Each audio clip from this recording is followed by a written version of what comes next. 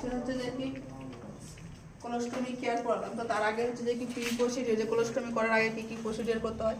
তো এখানে হচ্ছে হিস্ট্রি কালেকশন থেকে শুরু করে কালেকশন রিপোর্ট এবং রুটিন টেস্টের জন্য যেগুলো করা হয় সেগুলো নিতে হবে এবং কালেক্ট করতে হবে। যে প্রি অ্যানাস্থেটিক চেক আপ করতে হবে, যে কী নিতে হবে।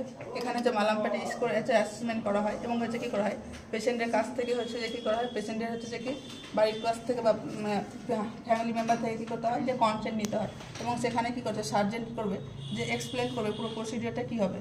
এবং ওখানে পেশেন্ট প্রিপারেশন করতে হয়। পেশেন্টের ক্ষেত্রে যেমন হচ্ছে নেল পলিশ থাকে, তাহলে সেই নেল পলিশকে যদি রিমুভ করা হয়, যেমন হচ্ছে চেক সায়ানোসিস ড্রিং প্রসিডিওর, যে সায়ানোসিস হচ্ছে কিনা সেটা চেক করার জন্য পেশেন্টকে কী করতে হবে যে NPM রাখতে হবে, কত ঘন্টা রাখতে হবে 8 to 12 আওয়ার্স হচ্ছে বিফোর প্রসিডিওর।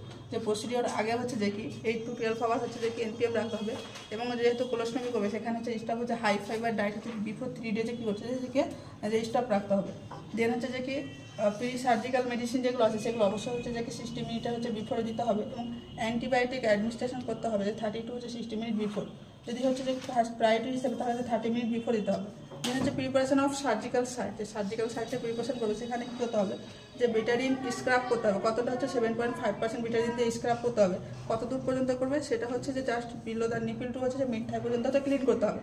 কোলোস্টমি কেয়ারের ক্ষেত্রে কী করতে হবে যে কোলোস্টমিটা হচ্ছে ক্লিন করতে হবে, সারফেসটা আউটার সারফেসটা কী দিয়ে ক্লিন করতে হবে, হেল্প অফ দ্য বিটাডিন দিয়ে কী করতে হবে যে কোলোস্টমি কেয়ারটাকে কোলোস্টমিক স্টোমাটা কী করতে হবে যে ক্লিন করতে হবে।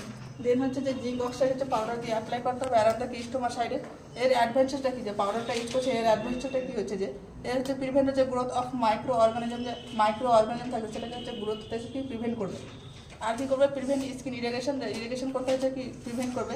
এখানে যেটা হচ্ছে যে maintain soft and dry of the stomach সাইডটা কী করবে যে সফট রাখবে এবং হচ্ছে ড্রাই রাখবে এবং হচ্ছে কভার দ্য স্টোমা উইথ হচ্ছে যে ওয়াইপার ওয়ার প্যাচেস, যে প্যাচেস দিয়ে কী করতে হবে ওখানে হচ্ছে যে কি স্টোমার সাইডটাকে হচ্ছে কভার করে রাখতে হবে। কেন কভার করে রাখবে যাতে হচ্ছে প্রিভেন্ট লিকেজ অফ স্টুল, যে স্টুলটা যেন হচ্ছে লিকেজ না হয়। এবং হচ্ছে যে প্যাচেসটা আছে সেটা কী করবে যে 1/8 ইঞ্চ বা 0.125 হচ্ছে লার্জার ডায়ামিটার অফ দ্য স্টোমার থেকে কিছু এ থেকে লার্জার ডায়ামিটার রাখতে হবে এবং সেই হচ্ছে কি প্যাচটার সঙ্গে কী করতে হবে কানেক্ট করতে হবে কোলোস্টমিটাকে রিংটাকে।